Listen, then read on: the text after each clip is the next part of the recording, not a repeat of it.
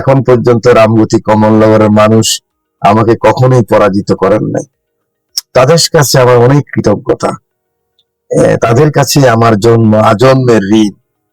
এই কারণেই বাংলাদেশের মানুষ আমাকে এখন চেনে। প্রিয় দর্শক, আমরা এসেছি লক্ষ্মীপুর রামগতিতে। আজকে আমরা আলাপ করব লক্ষ্মীপুর সংসদ ও জনগণ।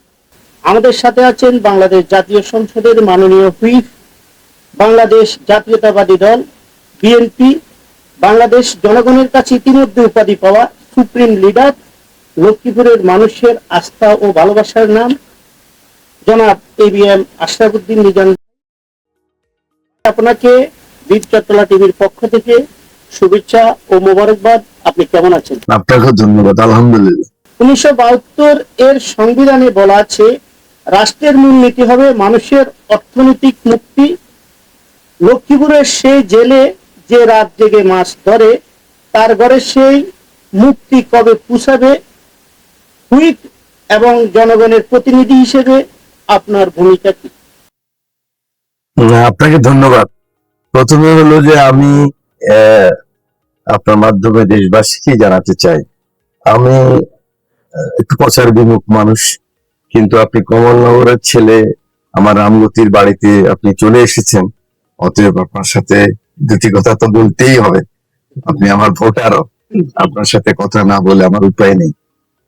তো আপনাকে ধন্যবাদ, আপনি এত দূর থেকে এসেছেন, চট্টগ্রাম থেকে এসেছেন।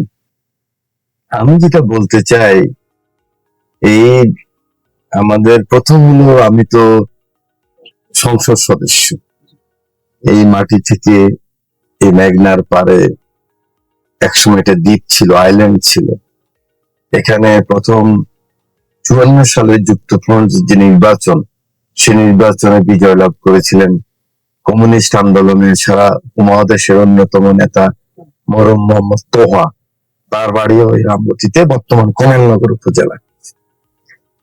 এখানে জনাব আসিম আব্দুর সাহেব জন্মগ্রহণ করেছেন। এখানে অতীত যশোর সিএসপি বিএনপির কান্ডারি ছিলেন জনাব আব্দুর রব চৌধুরী সাহেব, উনি জন্মগ্রহণ করেছিলেন।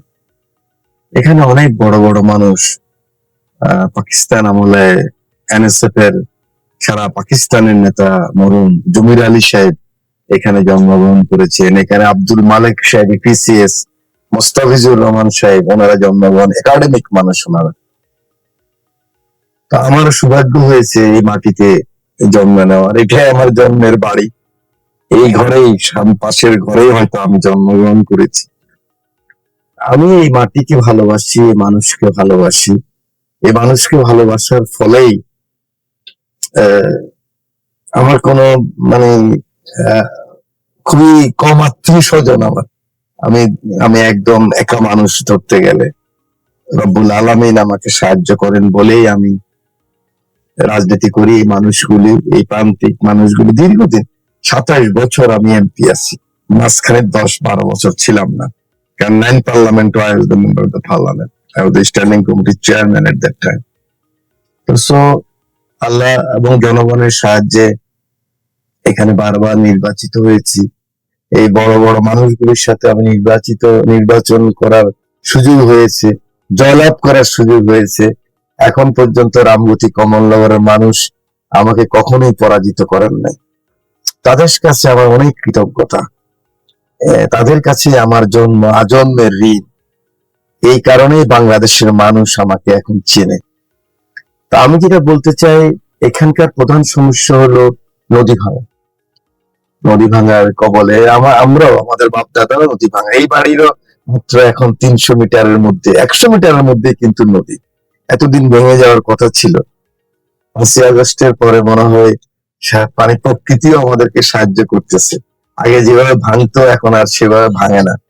এদিকে নদী ভাঙার যে বাঁধের যে কাজ, সেটা খুব ধীর গতি ছিল। আমরা যখন আসলাম ক্ষমতায়, ধরেন ষষ্ঠ ক্ষমতায়, এখন মাত্র 5 মাস চলছে। মোটামুটি আমরা অর্গানাইজ করার চেষ্টা করতেছি এই মাত্র কাজের। এই যে এত বড় কাজ, রামগতি এবং কমলনগরের 61 কিলোমিটার, তার মধ্যে 31.79 কিলোমিটার হলো বেড়িবাঁধ, কিন্তু এর মাত্র এখন পর্যন্ত 25% হয়েছে, আজকে 6-7 বছর। তারপর চেষ্টা করতেছি অর্গানাইজ করার জন্য। আমাদের জেলেরা আছে, তারা মাছের অবস্থা তো আপনারা বুঝেনই। আমরা যেহেতু ঠিকভাবে আমরা আমাদের নাগরিক সমাজও আমরা আমাদের দায়িত্ব পালন করি না, এবং জেলেদের জন্য সরকারের এত ধরনের প্রণোদনা ভর্তুকি থাকার ফলও ঠিক মতো তাদের হাতে পৌঁছে নাই বলে, এবং তাদেরকে মোটিভেশন দেওয়া হয় না বলে, লিডারশিপ যারা ছিলেন, সামাজিক নেতৃত্ব, সিভিল সোসাইটি, সাংবাদিক বন্ধুরা, সরকারের বিভিন্ন পর্যায়ের কর্মকর্তারা, ওনারা সকলে একটা দায়সারা গোছের কাজ করেছেন বলে জেলেদের মধ্যেও মোটিভেশন হয় না। তো ফাইনালি ইনশাল্লাহ আমরা চেষ্টা করতেছি। আমাদের তো এখনো মানে শুরুই হলো এই মাত্র। আমরা যেহেতু যে মাদক মুক্ত, দুর্নীতি মুক্ত, মানুষের ইনসাফ এবং মানুষের প্রতি যে অধিকার, মানুষের রাষ্ট্রের প্রতি, সেই ধরনের একটা রামগতি কমলনগর প্রতিষ্ঠায় আমার ভূমিকা থাকবে। আর রাষ্ট্রীয় ভাবে আমাদের কিন্তু 71, 90 এবং সর্বশেষ এই বর্ষা বিপ্লব, যেটা আমরা জুলাইয়ের ছাত্র জনতার আন্দোলন বলি, এখানে আমাদের ছেলেরা বুকের রক্ত দিয়ে কৃষক, শ্রমিক, সাধারণ কর্মজীবী মানুষ, বিশ্ববিদ্যালয়ের ছাত্র, প্রাইভেট বিশ্ববিদ্যালয়ের ছাত্রদের বিশাল ভূমিকা ছিল। আমাদের স্কুল কলেজে স্কুলের ছেলেরা মেয়েরা নিজের বুকের বুতম খুলে দিয়ে ফ্যাসিস্টের গুলিকে বুকে আলিঙ্গন করে নিয়েছেন। অতএব তাদের যে ঋণ, সেই ঋণে হলো একটা free, fair, credible, Democratic environment, ইনসাফ এবং হকের রাষ্ট্র, এবং সর্বোপরি মানুষের যে সামাজিক মূল্যবোধ, সেই মূল্যবোধকে প্রতিষ্ঠিত করা। আমার নেতা জনাব তারেক রহমান সেই প্রচেষ্টাই উনি ওনার নিজে এবং রাষ্ট্রের মধ্যে প্রতিফলন ঘটানোর জন্য একটা সেতু বন্ধনের চেষ্টা করতেছে। একটু যদি আমরা যোগ করি যে মাদকের বিরুদ্ধে আপনাদের দৃঢ় করেন, আমরা জানি মাদক একটি পরিবার বা সমাজের কিছু অংশকে ধ্বংস করে, বা একজন দুর্নীতিবাজ 20 কোটি মানুষের আমলকে ধ্বংস করে। দুর্নীতির বিরুদ্ধে আপনাদের টলারেন্স কি, সেটা আমরা জানতে চাই। না, আপনি আমাদের 31 দফা সংস্কার প্রস্তাব, যেটা বা আমার নেতা তারেক রহমানের দৈনন্দিন লাইফস্টাইলটা দেখেন না। আমাদের প্রধানমন্ত্রীর অফিসে খরচ হলো আনলিমিটেড, সবসময় ছিল এটা।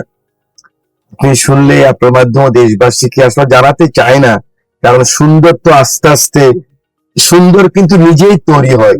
চাঁদ বলে না আমাকে দেখো, আমরা সবাই চাঁদকে দেখি। তবু একটা দুটো এক্সাম্পল আমি দেই। আমি জাতীয় সংসদের হুইপ, আমার বন্ধুরা আছে, হুইপ আছেন, আরো আমাদের চিফ হুইপ মহোদয় আছে। আমার নেতা Tarique Rahman is the leader of the house, দুই পক্ষের নেতা। এটা একটা বাংলাদেশের মানুষকে আমি বলতে চাই। লিডার অফ দ্য হাউস হলো সরকারি দল, বিরোধী দল, দুই পক্ষের নেতা। অপোজিশন লিডার হলো অপোজিশনের নেতা। ঠিক ওই ভূমিকাটাই রাখতেছেন উনি।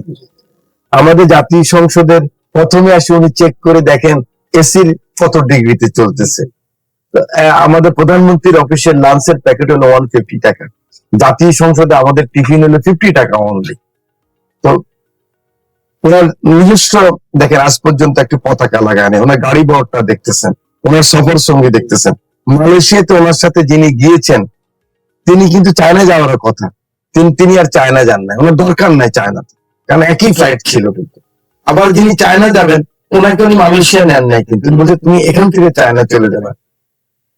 এগুলাটা এই মুহূর্তে মানুষ বুঝতে সময় লাগবে। আমি বিশ্বাস করি শহীদ প্রেসিডেন্ট জিয়াউর রহমানের সন্তান, যিনি সৃজন হয়ে আসছেন লন্ডন থেকে, একটা রাষ্ট্র কিভাবে পরিচালনা করতে হয়, একটা রাষ্ট্র পরিচালনা করতে হলে যিনি নেতৃত্ব দিবেন, তিনি আগে নিজেকে সংশোধন করতে হয়, নিজেকে পরিচালিত করতে হয়, নিজেকে তৈরি করতে হয়। আমার নেতা তারেক রহমান নিজেকে তৈরি করে এসেছেন। বিশ্বাস করি বাংলাদেশের মানুষের আশা পূরণ হবে।